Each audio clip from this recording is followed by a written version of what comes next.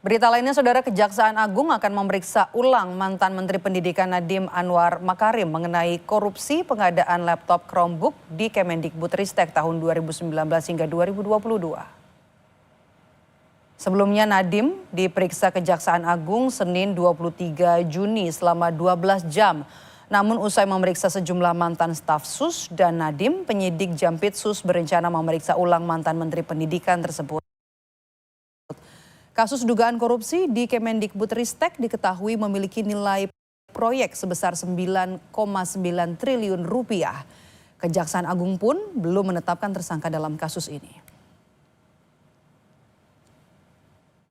Juga menjelaskan bahwa tentu mempunyai rencana untuk melakukan pemanggilan kembali kepada yang bersangkutan terkait dengan banyak hal yang masih dibutuhkan keterangannya. Nah, cuma nanti perlu kita pastikan kapan yang bersangkutan akan dipanggil kembali, tentu nanti akan kita konfirmasi ulang. Ya.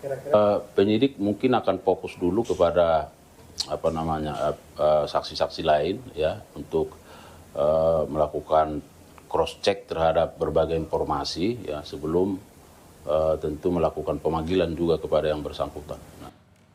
Saudara, Mahkamah Konstitusi